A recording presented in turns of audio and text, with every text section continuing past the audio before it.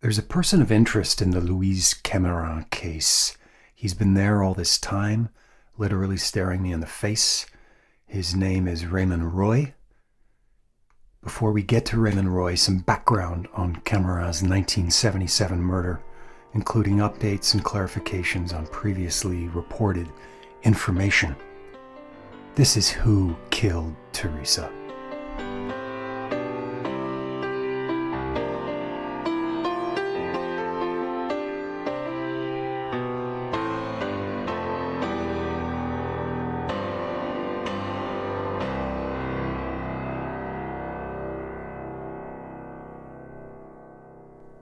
A 20-year-old Louise Camirand lived in a 3-story apartment building at 30 Rue Bryant, which is just up the block from the busy corner of King and Bryant in Sherbrooke, Quebec.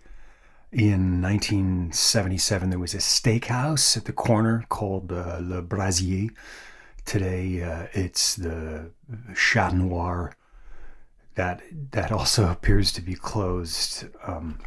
In March 1977, Louise Camirand was unemployed, though she had worked a variety of jobs, including as a receptionist at a dentist and at a legal office.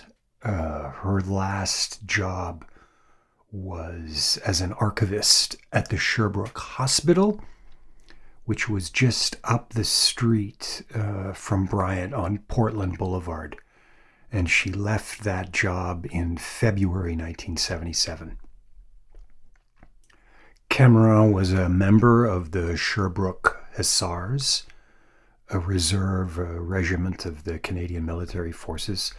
The Hussars met regularly at a building in the north end of the city, about 2 miles from Camirand's apartment, directly off Portland Boulevard. And the Hussars also gathered together at the Armory near King and Belvedere. Camirand led a stable, normal life in Sherbrooke, une fille à sa place.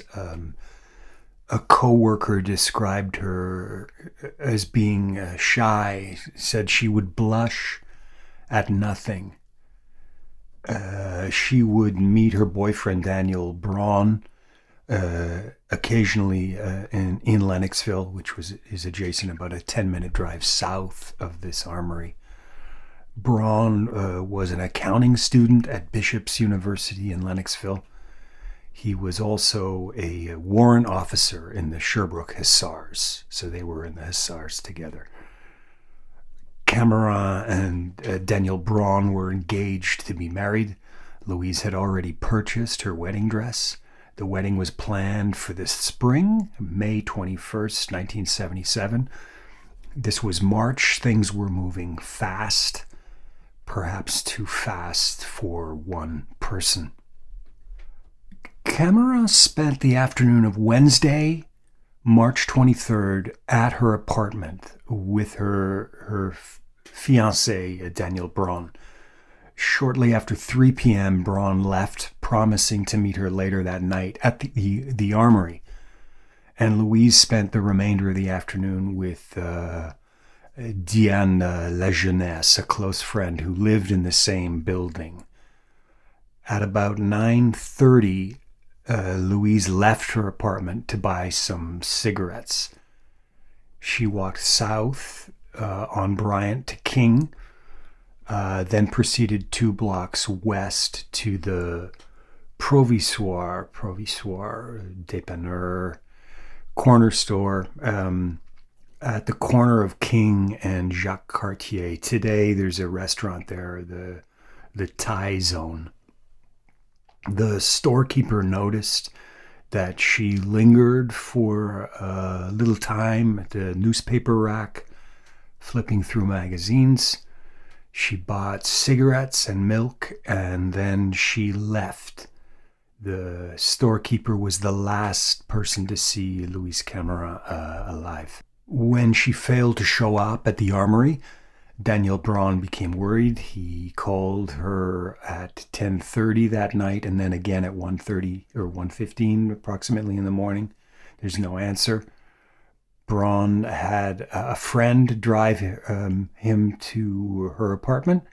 So apparently Braun didn't have a car. He found the place much as he'd left it in the afternoon, except her purse and boots were missing. On the kitchen counter were her glasses. So, questions. Had she headed out to meet him? Where did she go? What happened? On Friday, March 25th, so this is window of about 20 less than 48 hours. Camirand's nude body was discovered in a snowdrift in like a forest glade near the village of Magog, which is a 20-minute drive southwest of Sherbrooke. Because the body was found so quickly, the pathologist it was easy to determine the cause of death. Louise had been strangled. It was obvious anyway because it was a bootlace had been cinched around her neck. She had internal injuries as if she had been stomped on. This fierce violence, as well as the rape, seemed to have happened somewhere else, according to the coroner. It most certainly did. There's not a lot of blood evidence in the snow at the Magog location. Like Manon Dubé, who was stripped of one mitten, Camirand wore only one glove. Her pants and suede jacket were left beside her body. There was no sign of the other glove.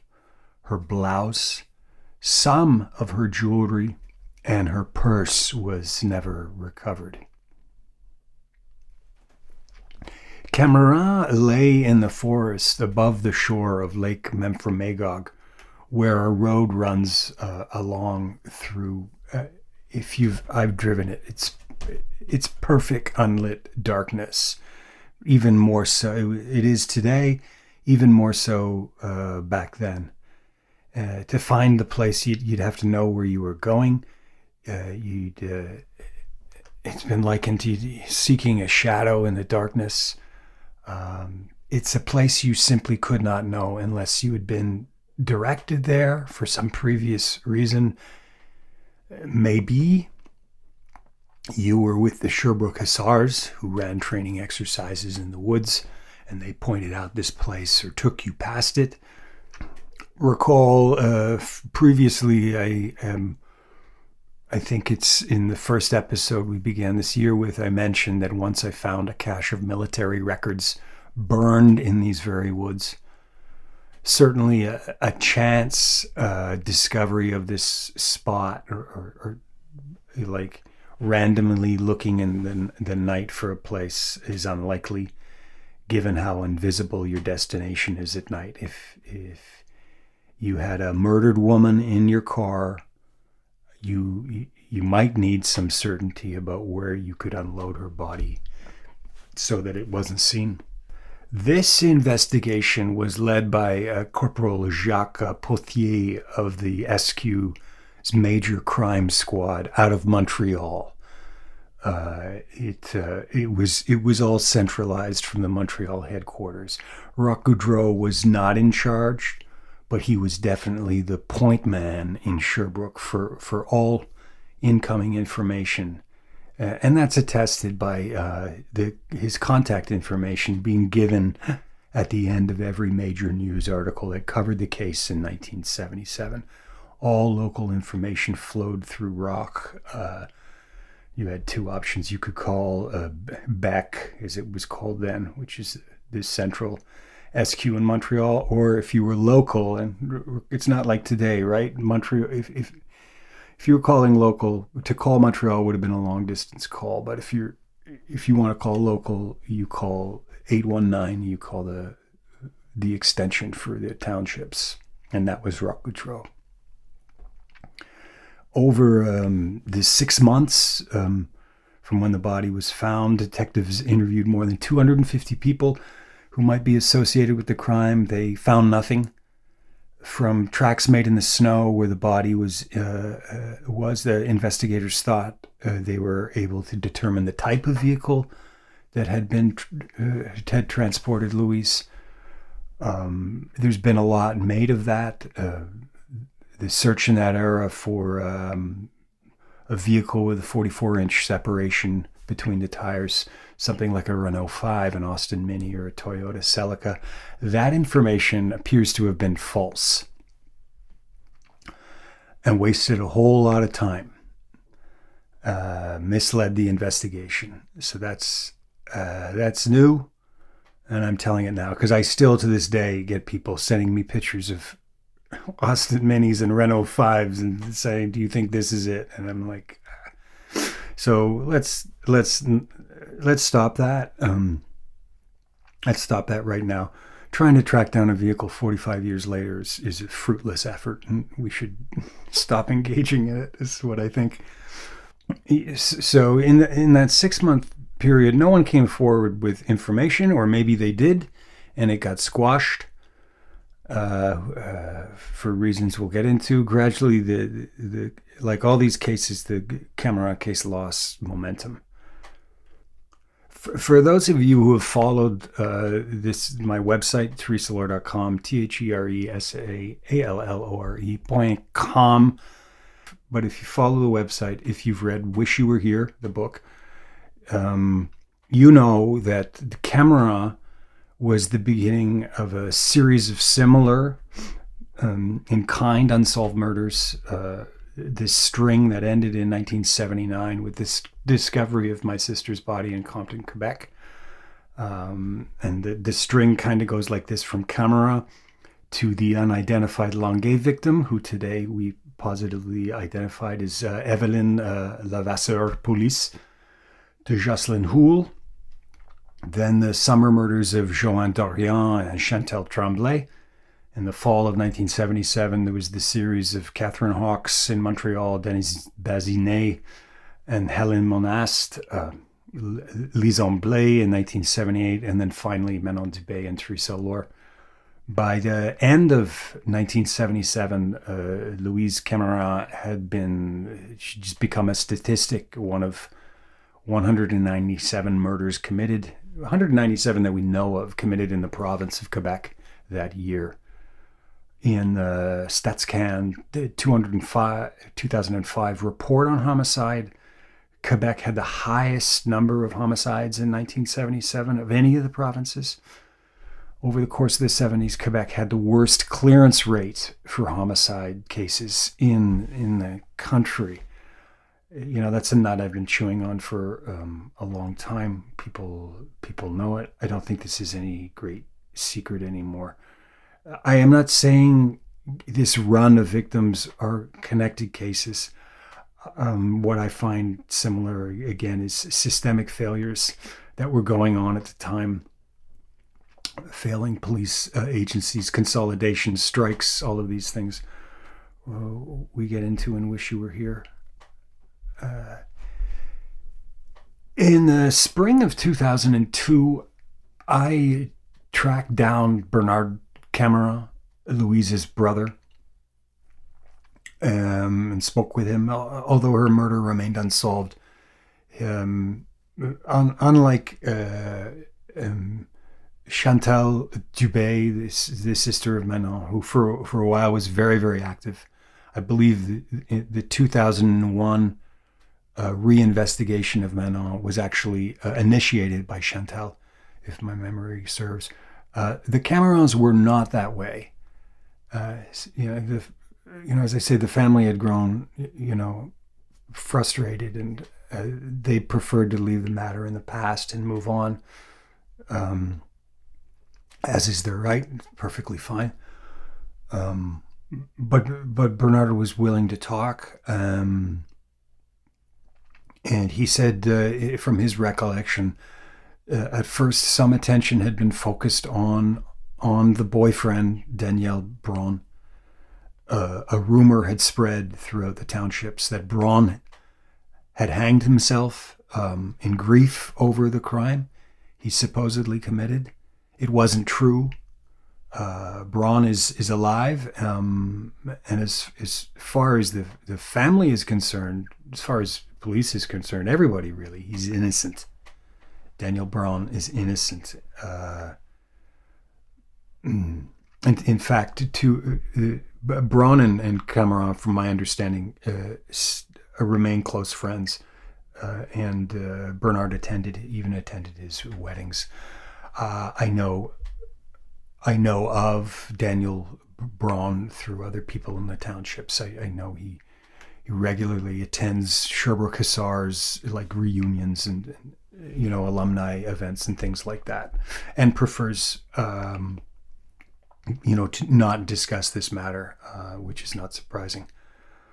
But according to Bernard Camirand, a second theory had gnawed at detectives outside of the boyfriend doing it. And that is, was Camirand's death related to her association with the Sherbrooke Armory?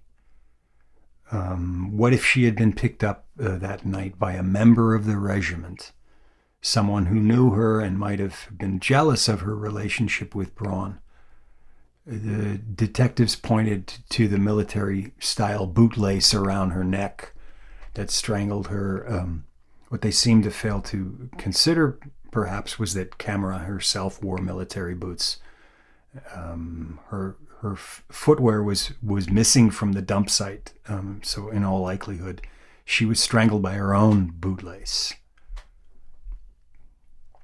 Recently, I went back and rechecked this information, and to be sure, in the early days of the investigation, police had a suspect in mind, and he was a member of the Sherbrooke Hussars, but they cleared him.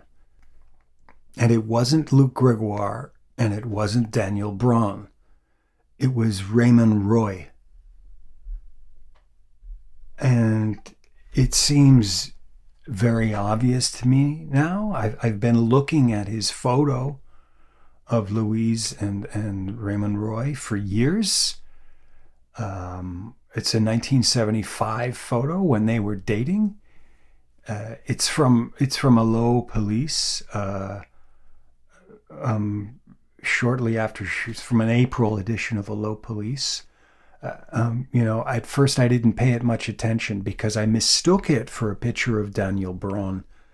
They look very similar. So I kind of looked past it. And then I ruled it out because I believe that police must have done their due diligence with Raymond Roy, right? They must have, because that's what police do. I'm a lot less trusting of police's intentions these days. In a way, Raymond Roy became masked by Luc Gregoire. It's a classic case of investigative bias. You focus too much on one thing, and then the one thing you should be focusing on that is remarkably similar to your target it just kind of fades into the background. And this is why it's important to never get too attached to a single theory.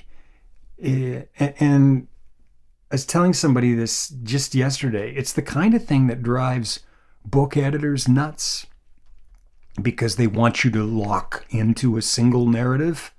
It makes it easier for marketing and things like this, but you absolutely must avoid it. So this is just one idea, and we've already introduced several ideas. And I'll tell you what many have already guessed, and some are just realizing, kind of awakening to this grim reality. It's not the lone assassin that links these townships' deaths. It's the questionable and possibly dark intentions of the ones who investigated the crimes.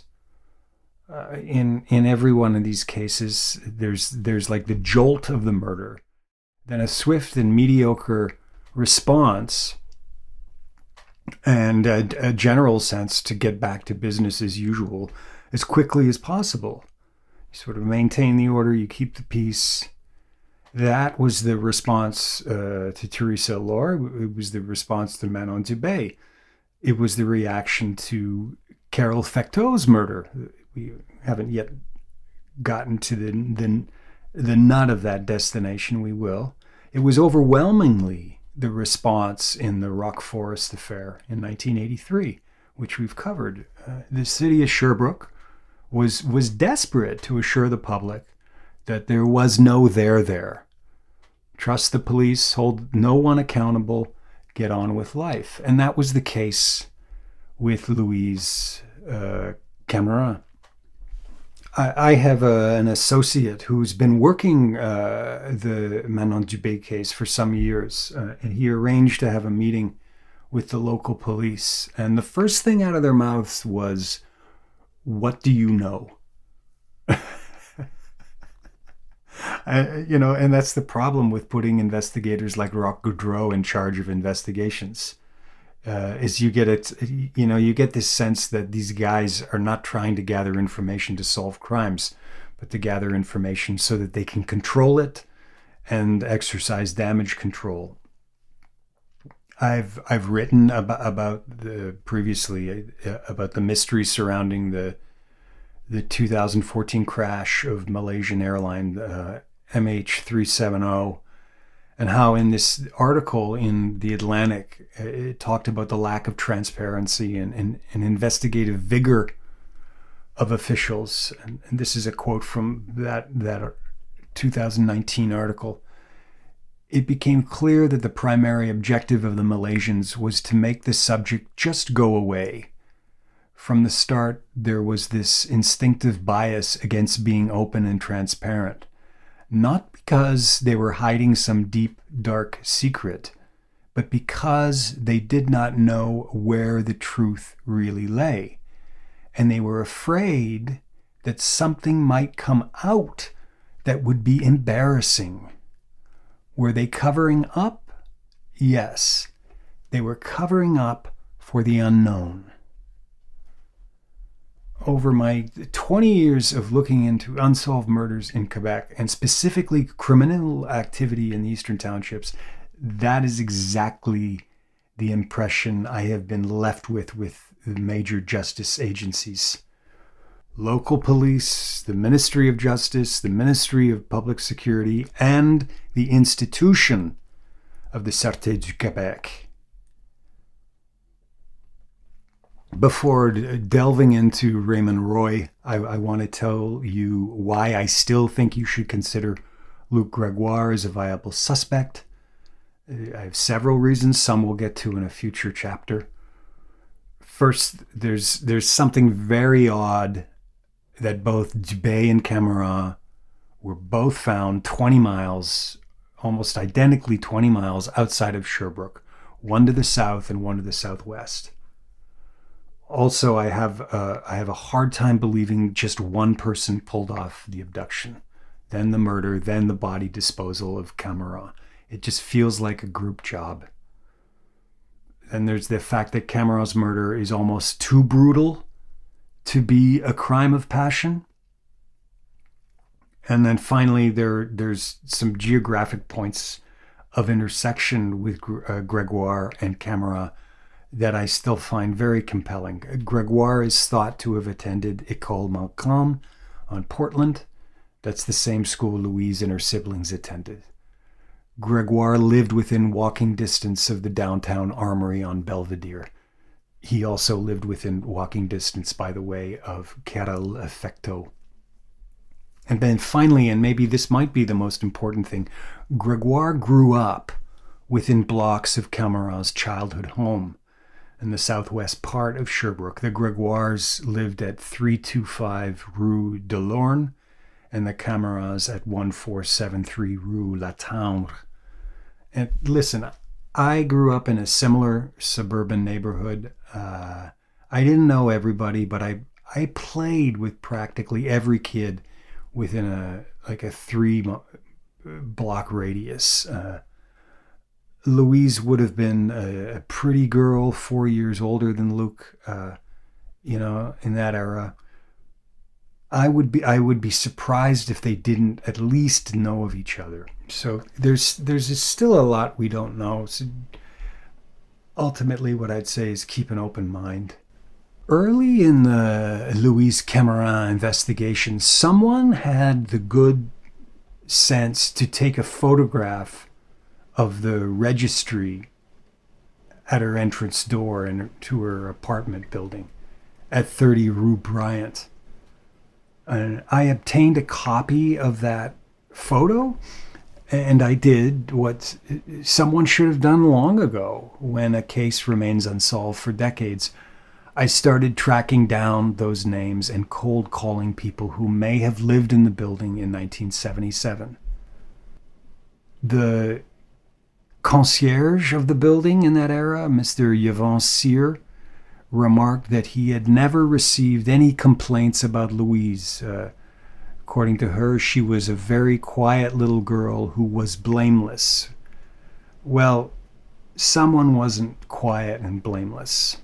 Raymond Roy was Louise's boyfriend before Daniel Braun.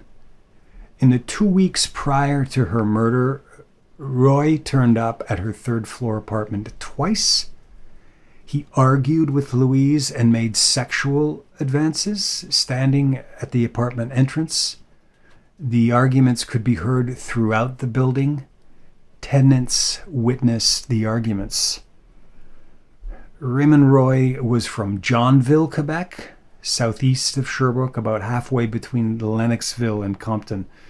He was the same age as Camirand, 20.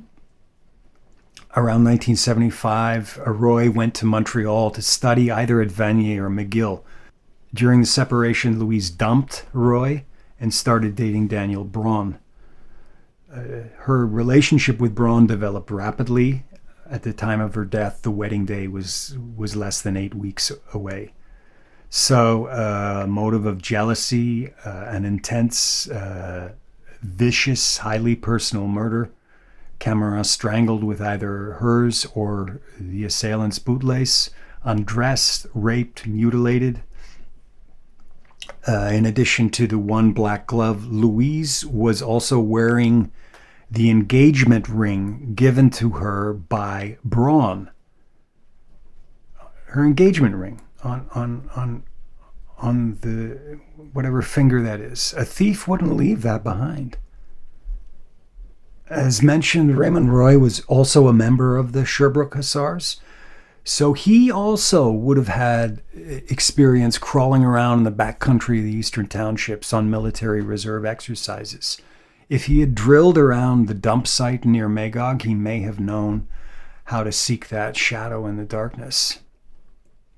And about that theory, which we discussed in the last time concerning the death of Manon Dubé, a former member of the Sherbrooke Hussars contacted me and confirmed that this was the case. The Army Reserve Unit would regularly run practice exercises throughout the townships. He described one of the activities. He said, we had a bridge report drill that meant getting up out of the jeeps and crawling around to look underneath these bridges. I looked at plenty of culverts playing that game.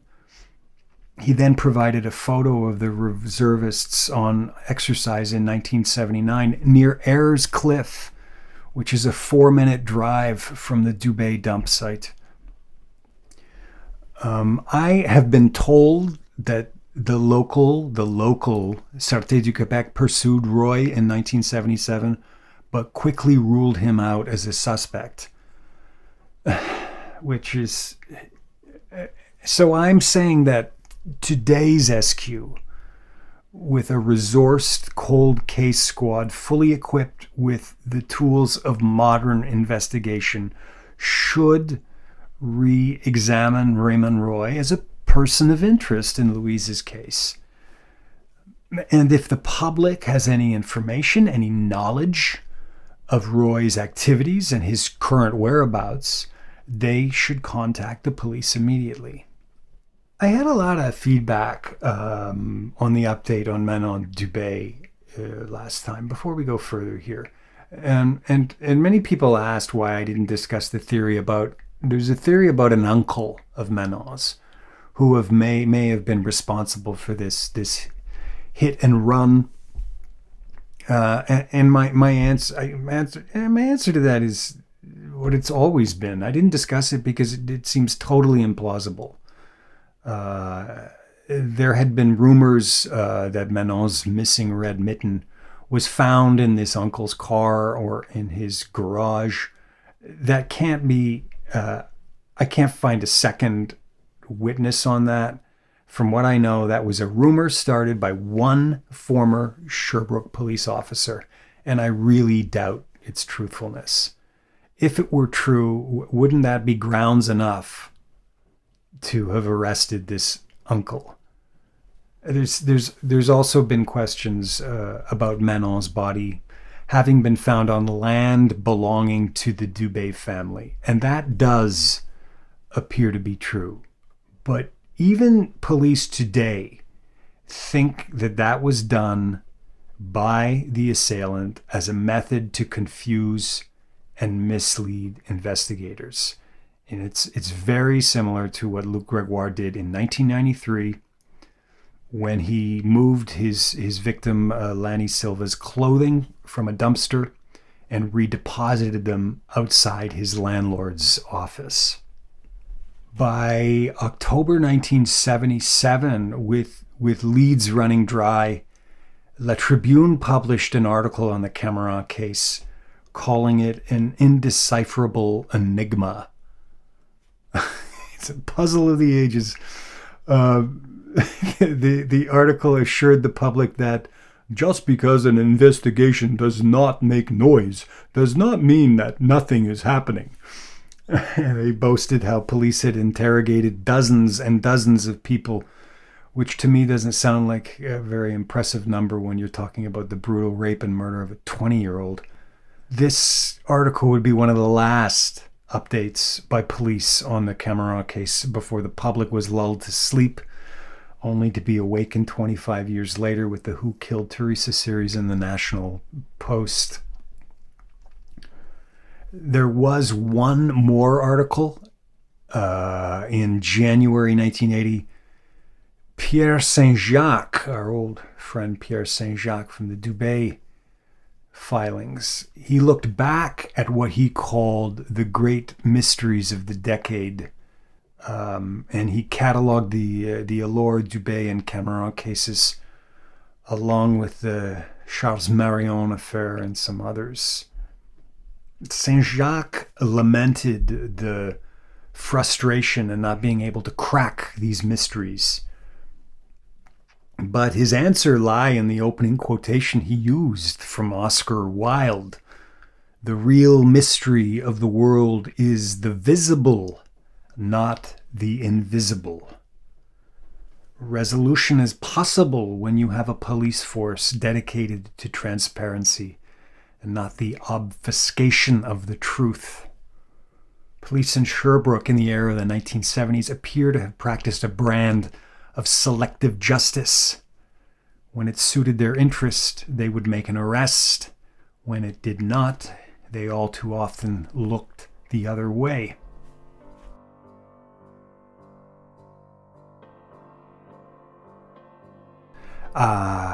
This has been Who Killed Teresa. I'm your host, John Allure. Have yourselves a great, great day.